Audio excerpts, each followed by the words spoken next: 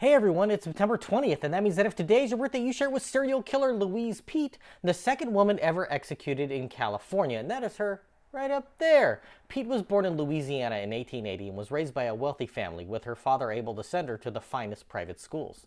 There were early hints of trouble, however, after she was expelled at the age of 15 for stealing and engaging in promiscuous behavior.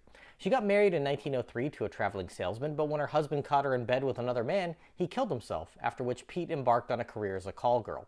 In 1911, she moved to Boston, America's worst big city, where she convinced a wealthy family to take her in, charging merchandise from the town's most expensive stores to their account. When her scheme was uncovered, she was run out of town instead of facing prosecution to save the family from embarrassment. She moved to Waco, Texas, where she started dating a wealthy oilman, but just 1 week later, he was found shot to death with his jewelry missing. Peete was arrested and charged with his murder, but convinced the grand jury that he had attempted to sexually assault her and that she shot him in self-defense. She then moved to Dallas, where she married a hotel clerk. Peete stole $20,000 worth of jewels from the hotel safe, and when she and her husband were questioned, he allegedly felt such shame that he shot himself. In retrospect, however, it seems much more likely that Peete shot him to escape blame for the theft. In 1915, Peete headed for Denver, where she married a salesman with whom she had a daughter, but she left her family and moved to Los Angeles in 1920. She met a retired engineer who had made millions from his mining operations and moved in, after which the man disappeared.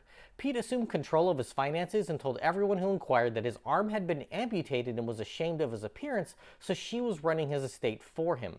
Months later, she reconciled with her husband, at which point the man's body was found in the basement of the mansion.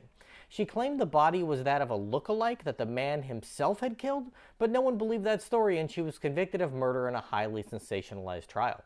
Her husband stood by her side, but she eventually convinced him that they should get divorced so he could move on. As soon as the divorce was final, she stopped returning his letters from prison and the husband killed himself. Peete was released in 1939, and both her parole officer and a woman who had campaigned for her release died mysteriously.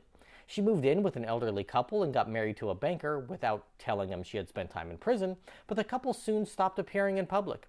After months of Peete cashing checks on their account, an investigation was launched, and it was found that she had had the husband committed and that the wife was missing.